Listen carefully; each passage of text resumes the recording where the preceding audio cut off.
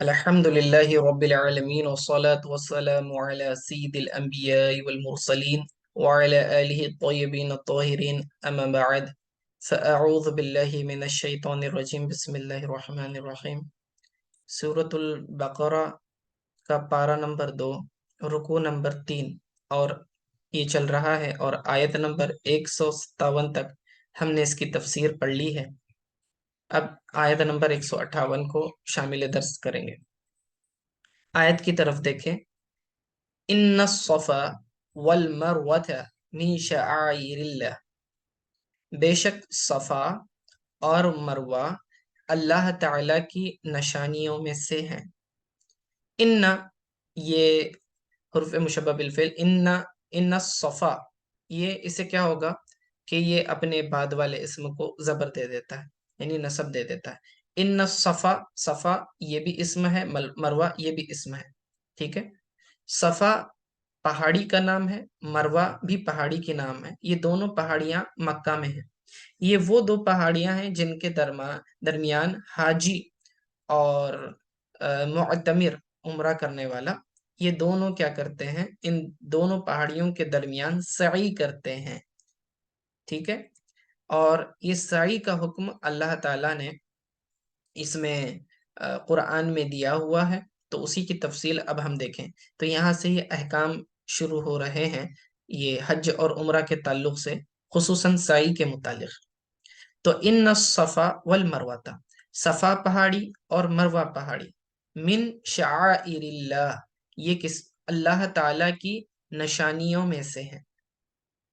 تو اب یہ صفا کو صفا کیوں کہتے ہیں؟ کیونکہ اس پہاڑی پر حضرت آدم صفی اللہ علیہ السلام اترے تھے، تو اس لیے اس کا نام صفی اللہ سے صفا والا ہو گیا، حضرت آدم علیہ السلام۔ استفا یستفی کا معنی ہوتا ہے کہ چن لینا، تو آدم علیہ السلام کو چنا گیا تھا، اللہ تعالیٰ نے چنا تھا، تو اسے اس پہاڑی کو اس کی نسبت سے صفا کہا جاتا ہے۔ اور مروہ،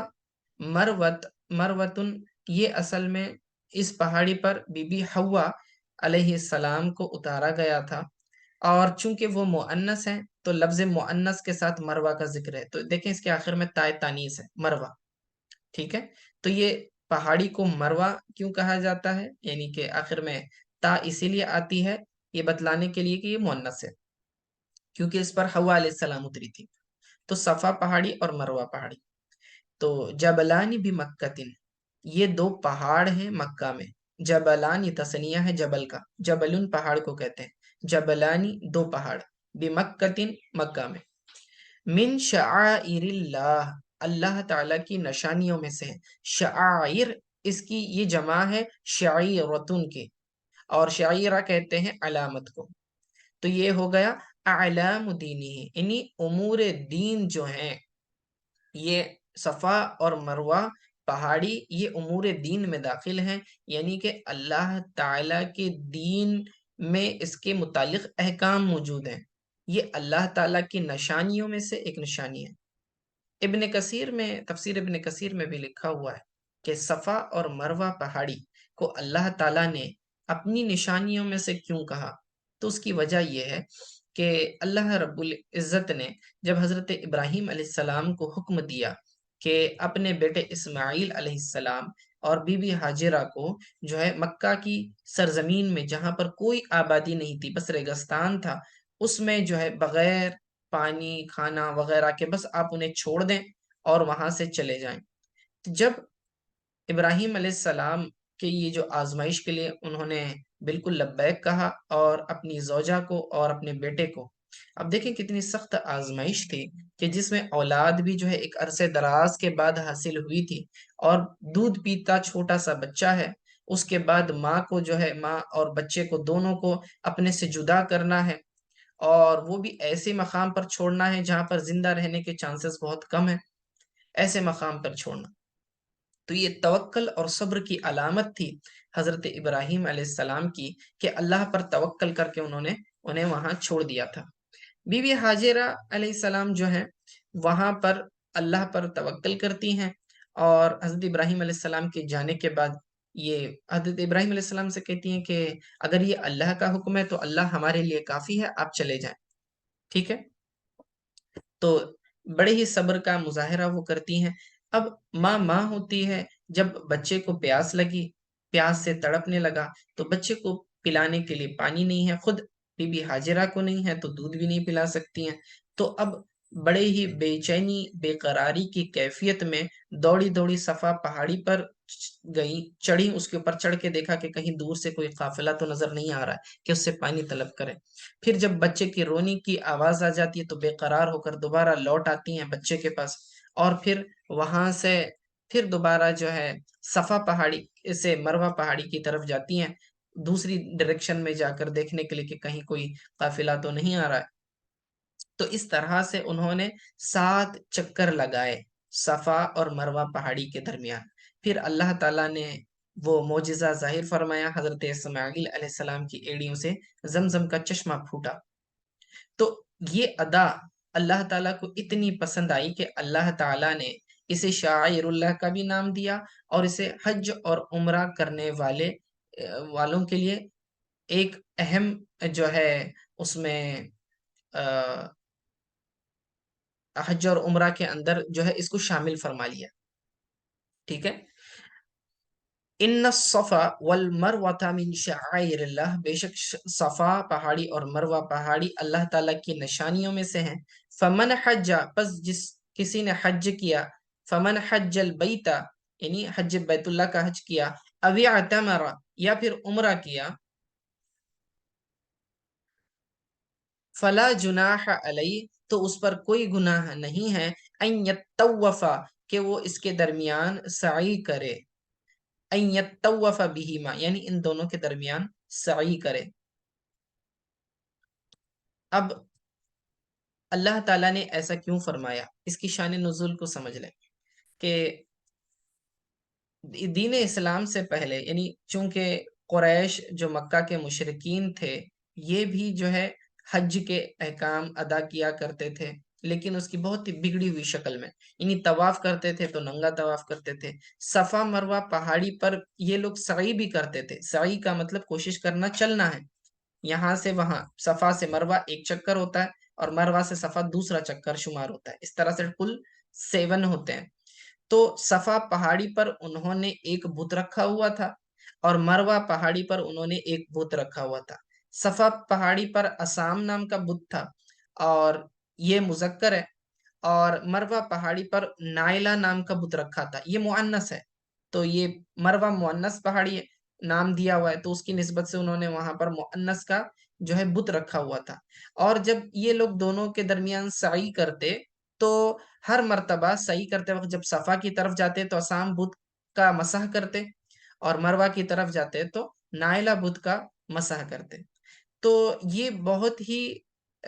مسلمانوں پر گراں تھا کہ جب حج کریں اور عمرہ کریں، جب اسلام آ گیا تو ان دونوں صفا اور مروہ پہاڑی کے درمیان سعی کرنے میں انہیں کراہت محسوس ہوئی، کیونکہ اس میں جو ہے مشرکین مکہ کی جو جہالت تھی، اس جہالت کی جو ہے یاد تازہ ہو جاتی تھی۔ تو اس میں جو ہے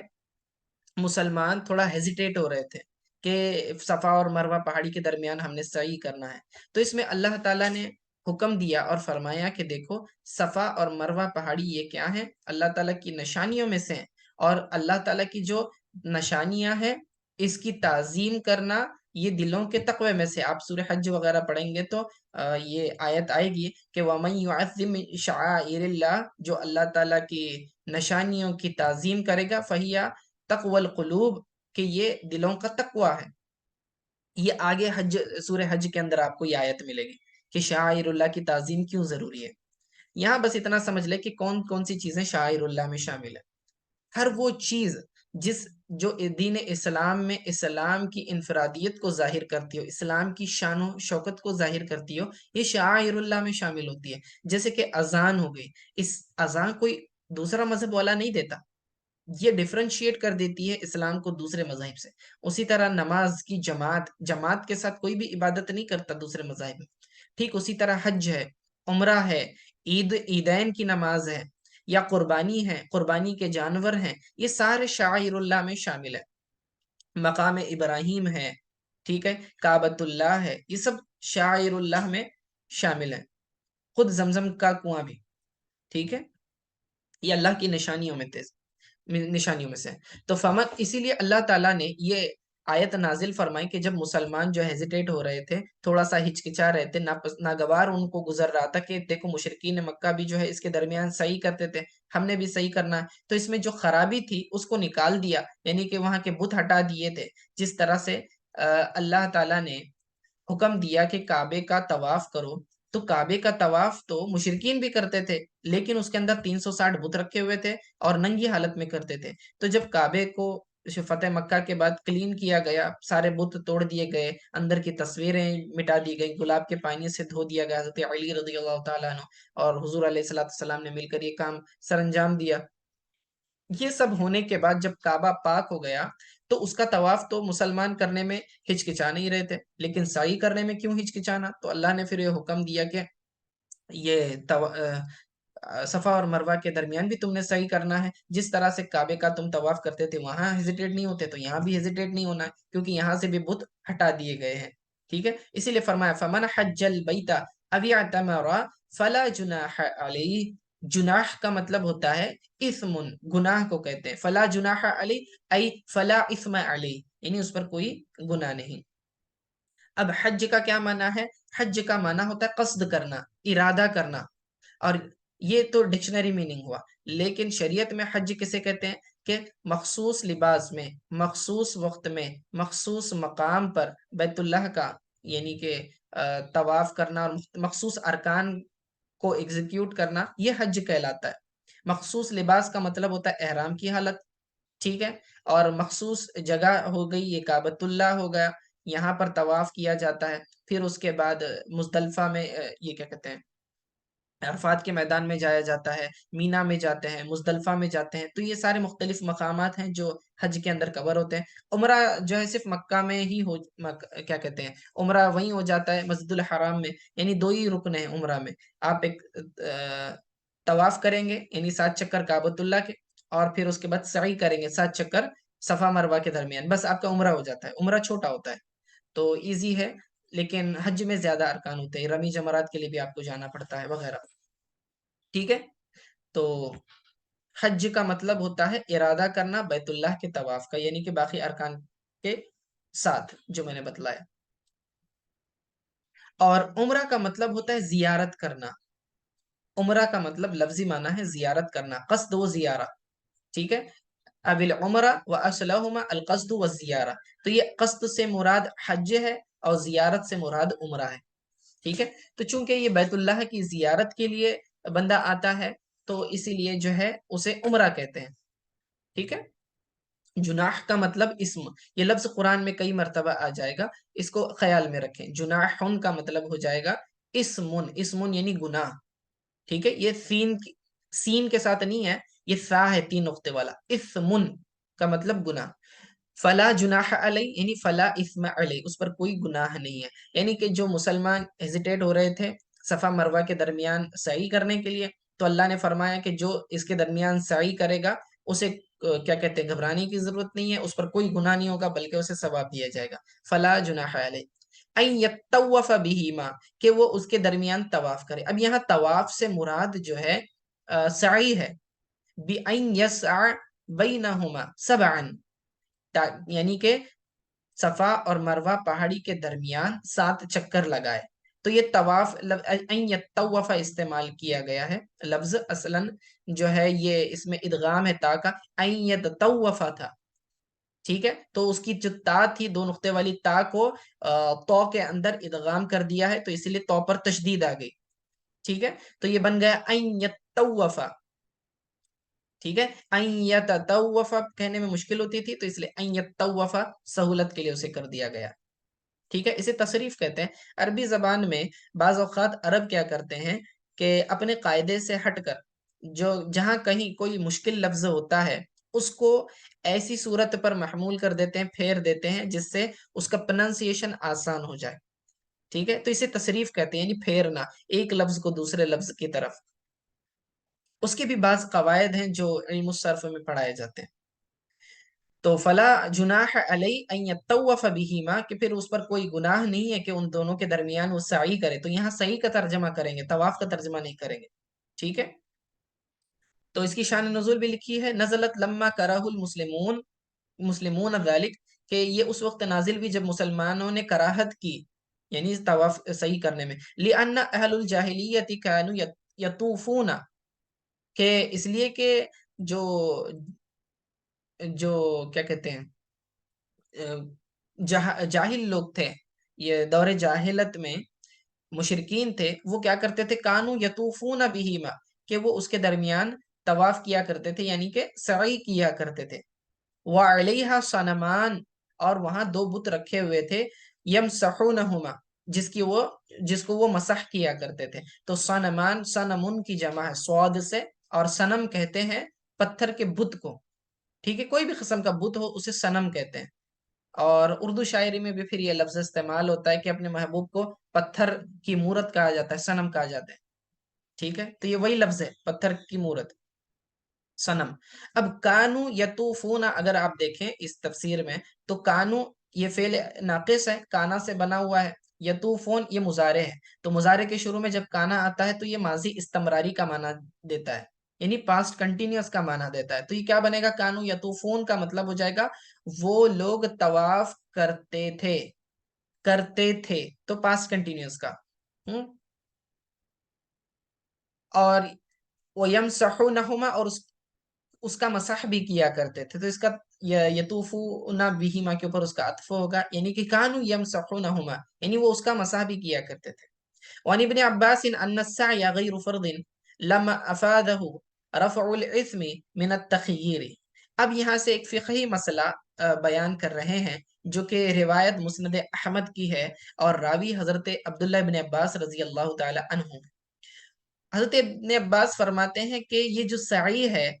صفا مروہ کے درمیان 7 چکر لگانا ہے، یہ فرض نہیں ہے بلکہ واجب ہے، غیر فرض فرمایا،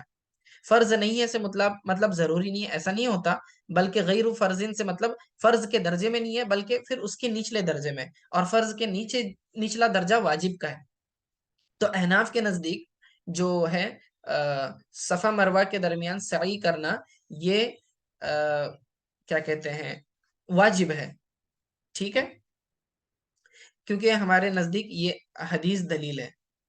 اور دلیل کیسے بن رہی ہے کہ اس کے اندر انہوں نے اور ایک دلیل کیا دی، کہا کہ اللہ تعالیٰ نے رفع اسم یعنی گناہ کو اٹھا لیا، یہ اس بات کا فائدہ دے رہا ہے کہ اس کے اندر جو ہے اللہ تعالیٰ نے اس کو لازم نہیں کیا، ٹھیک ہے، فرض نہیں کیا ہے، یہ ان کا استدلال ہے حضرت ابن عباس کا۔ وقال الشافعی، اور امام شافعی رحمہ اللہ فرماتے ہیں، وغیرہ یعنی ان کے علاوہ جو کا مالک و احمد، یعنی امام مالک، امام احمد اور امام شافعی رحمہ اللہ کا کہنا یہ ہے کہ یہ جو سعی ہے صفا مروہ کے درمیان، وہ رکن کی حیثیت رکھتا ہے، ٹھیک ہے، وہ بینا اچھا ٹھیک ہے، وہ بینا صلی اللہ علیہ وسلم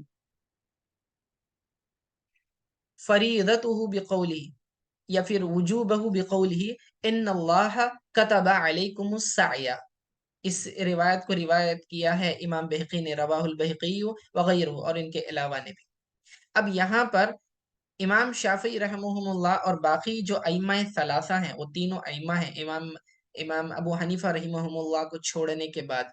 تو ان کے نزدیک ان کی فقہ میں جو ہے یہ رکن کا درجہ رکھتا ہے، یعنی فرض کا درجہ رکھتا ہے، صفا مروہ کے درمیان سعی کرنا، ٹھیک ہے، تو